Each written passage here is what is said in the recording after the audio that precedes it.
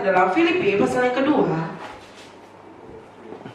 Surat Filipi pasal yang kedua, ayatnya yang ke-12. Filipi pasal yang kedua, ayatnya yang ke-12 dikatakan seperti ini.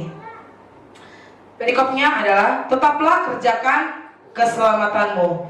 Ayat 12 demikian firman Tuhan. Hai saudara-saudaraku yang kekasih, kamu senantiasa taat. Karena itu, tetaplah kerjakan keselamatanmu dengan takut dan gentar. Bukan saja seperti waktu aku masih hadir, tetapi terlebih pula sekarang waktu aku tidak hadir. Tadi saya sempat belajar, sering sharing saya, Pak Willy dan calon hamba Tuhan Senpai Andre. Tapi ini setelah kita ya. Nah, jadi kita sharing-sharing bagaimana saya bilang begini. Padahal saya mau cari bahan. Saya tanya begini sama Bung Andre sama Pak Willy.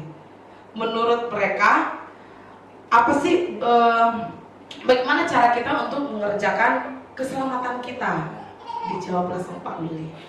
Roma 12 ayat 28. Kita lihat sama-sama. Di sana dikatakan, dan juga itu benar-benar sangat juga itu. Padahal saya yang ditugaskan hari ini, saya banyak bertanya sama Pak Willy tadi. Di sana dikatakan begini, itu juga untuk sebagai kunci kita untuk bagaimana kita mengerjakan keselamatan kita. Roma 8 ayat 25.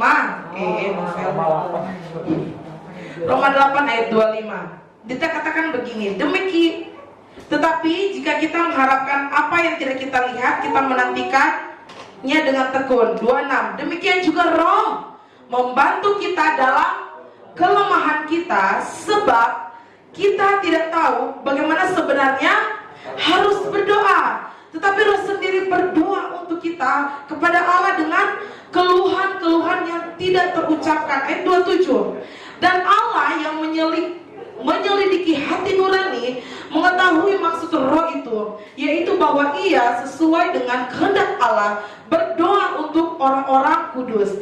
Kita tahu sekarang bahwa Allah turut bekerja dalam segala sesuatu untuk mendatangkan kebaikan bagi mereka yang mengasihi Dia, yaitu bagi mereka yang terpanggil sesuai dengan rencana Allah. Saudara-saudara yang dikasih oleh Tuhan, teman-teman, untuk kita mengerjakan keselamatan itu, kita harus dipimpin oleh apa? Roh Kudus. Amin.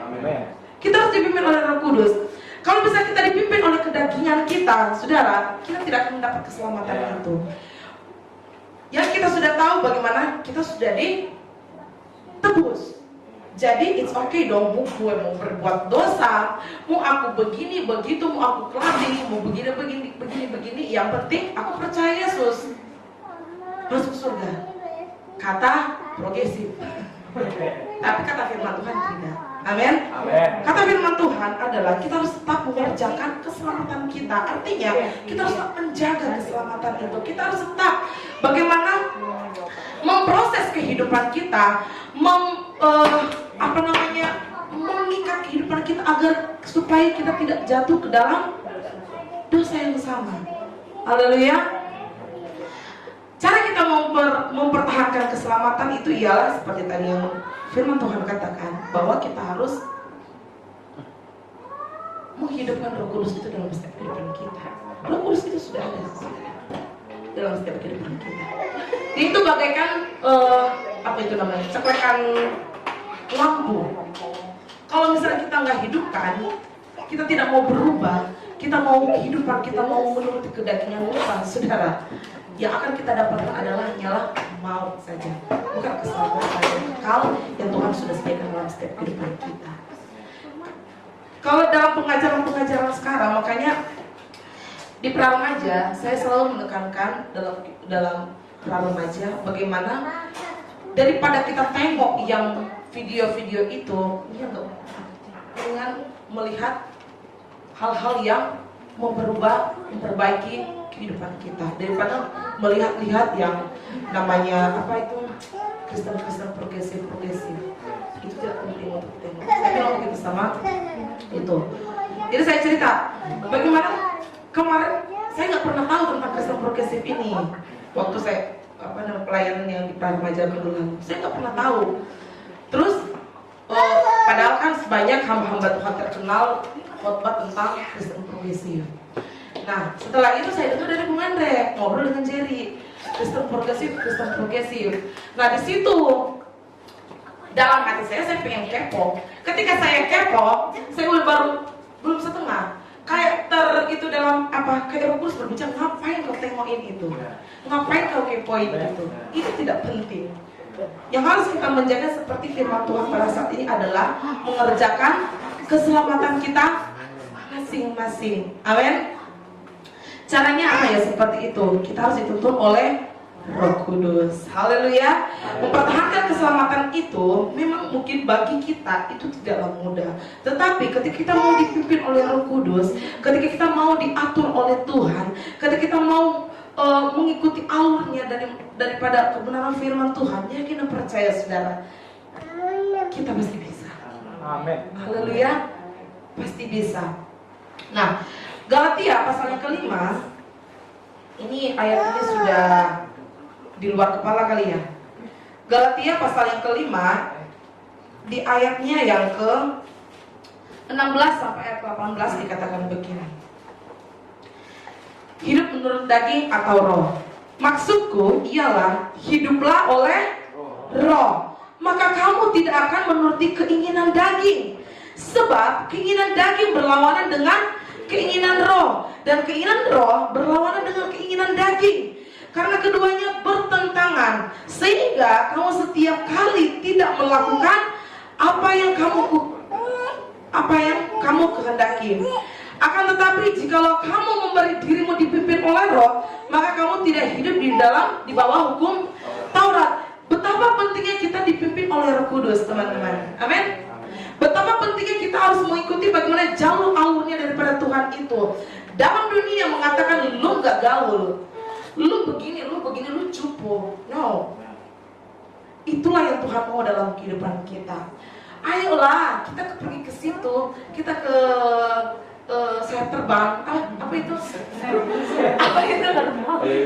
Apa itu? Nah, itu dia. Saya kudus katanya. Itulah itu. Ayolah begini. Tapi ketika kita mau menjaga keselamatan itu, tidak. Aku melihat malam minggu di gereja. Itu yang Tuhan senang.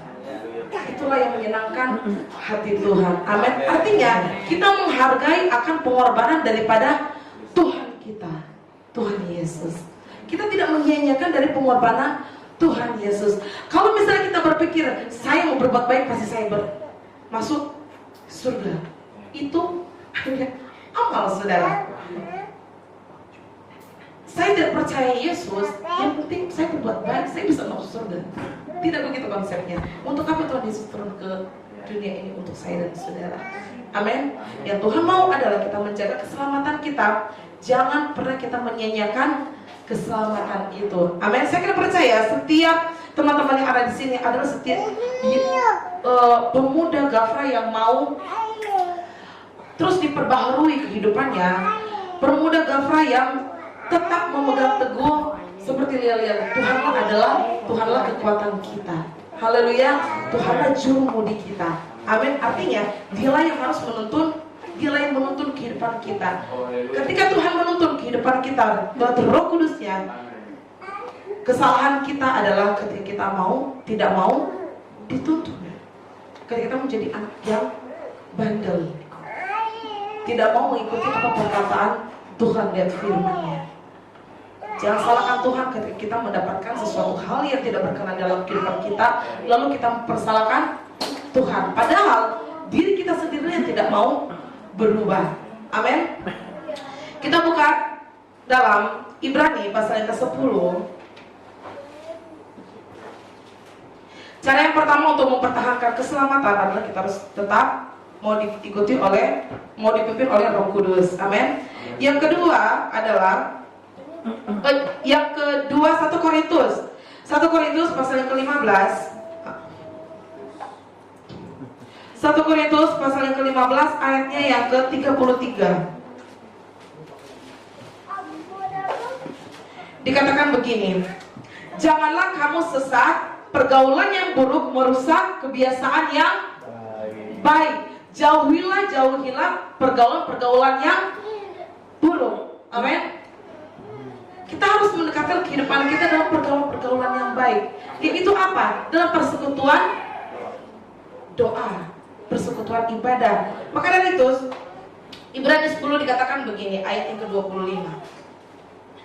Ibrani 10 ayat 25 dikatakan begini, janganlah kita menjauhkan diri dari pertemuan-pertemuan ibadah kita seperti dibiasakan oleh beberapa orang, tetapi marilah kita saling menasihati dan semakin giat melakukannya menjelang hari Tuhan yang mendekat. Inilah yang penting dalam kehidupan kita, saudara.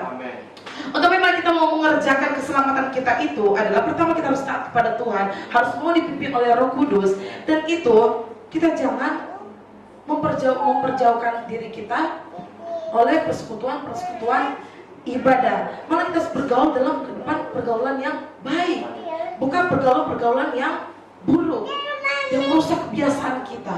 Amin. Di sini firman Tuhan katakan, mengingatkan kita semua yang ada di sini, saya dan saudara, bagaimana kita harus tetap apapun jam ibadah yang ada, yang sudah diadakan dalam persekutuan kita harus tetap mengikutinya. Amin. Kita harus tetap datang beribadah kepada Tuhan, karena persekutuan inilah yang membangun iman kita. Maka dari itu firman Tuhan katakan, kenapa harus datang ke tempat ibadah? Karena di situ adalah di sini.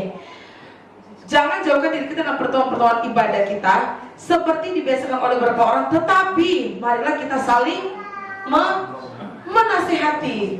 Nasihat itu butuh dalam kehidupan kita. Amin. Nasihat itu bisa membangun kehidupan kita.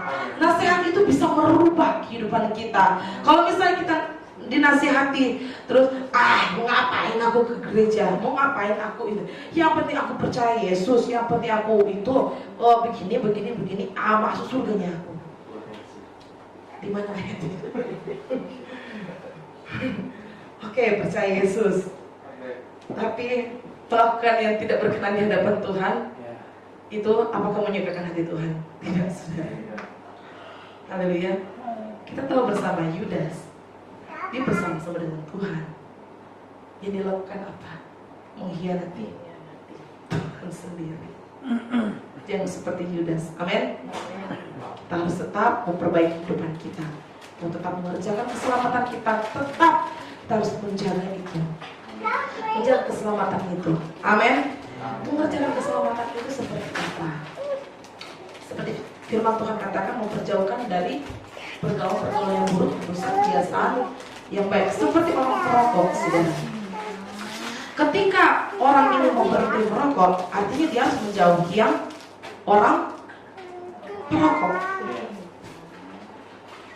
Ketika orang ini sudah memutuskan, pasti tidaklah gampang untuk memperbaiki kehidupan menjadi seorang yang tidak perokok lagi, karena yang namanya kecanduan itu sangatlah sulit. Amin. Tetapi ketika orang mau dipimpin oleh Roh Kudus, orang yang mau tetap dalam alurnya Tuhan, dia akan bisa. Amin. Dia akan tetap, karena firman Tuhan katakan di dalam Korintus kalau nggak salah. Nanti kalau itu tanya Pak Gembala ya. Bagaimana tubuh kita ini adalah tubuh baik Allah. Haleluya. Kita adalah tubuh baik Allah. Dan Tuhan katakan kita harus merawatnya. Seperti contohnya dalam gereja ini, ketika kita datang ke gereja ini harus dalam keadaan bersih. Amin. Kalau dalam keadaan kotor kita mau nggak? Enggak. Pasti ya, ketika kita masuk ini kita harus bersihkan dulu. Benar? Begitulah keselamatan yang Tuhan mau dalam kehidupan kita. Kita harus membersihkan kehidupan kita agar supaya kita tetap dalam kasih karunia Tuhan, kita tetap mau mempertahankan keselamatan itu, dan kita tetap dalam prinsip kita untuk tetap tidak menyia-nyiakan pengorbanan Tuhan itu. Amin. Apapun yang di luar sana menjadi pengajaran-pengajaran di luar sana yang tidak dilandasi oleh firman Tuhan, tapi katanya firman Tuhan, itu kita jangan percaya. Amin. Jangan mau didoktrin seperti hal-hal yang merusak kehidupan kita, tetapi seperti khotbah pada waktu lalu dikatakan, kita harus tahu bahtera kita berada di mana. Amin. Kita harus tahu bahtera kita berada di mana. Ketika kita melihat bahtera kita itu sudah tidak baik, jangan ke situ. Melainkan kita harus tetap ke bahtera daripada pimpinan kita, yaitu nakoda kita, yaitu Tuhan Yesus Kristus Juru Budi kita. Amin. Puji Tuhan. Kerjakan terus, pertahankan terus keselamatan kita, keimanan kita kepada Tuhan. Tidak lama lagi kita akan memperingati kenaikan daripada Tuhan kita.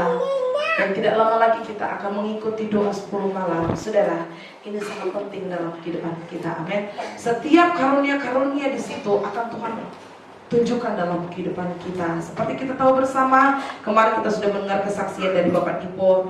Dia juga mendapatkan karunia daripada karunia penerjemah. Kita juga berlomba-lomba untuk bagaimana kita tetap mengejar hal yang Tuhan mau dalam kehidupan kita. Kita juga harus mengejar keselamatan itu, tetap kita pertahankan. Dan juga seperti firman Tuhan katakan, jangan pernah jauhi kehidupan kita dalam persekutuan ibadah. Dan dalam Tesalonika dikatakan bahwa kita harus tetap berdoa. Amin. Karena betapa pentingnya kita membangun kehidupan kita, membangun mesbah untuk bagaimana kita berkomunikasi kepada Tuhan. Ya, kita percaya kehidupan kita akan diberkati. Amin. Puji Tuhan. Tetap terus semangat dalam Tuhan. Pertahankanlah keselamatan yang Tuhan mau yang Tuhan tetapkan dalam kehidupan kita, karena ini adalah kata perintah. Artinya kita harus kerjakan itu. Haleluya. Puji Tuhan. Sampai di sini renungan firman Tuhan pada saat sore menjelang malam ini. Bicara selanjutnya saya serahkan kepada Bapak Gembala.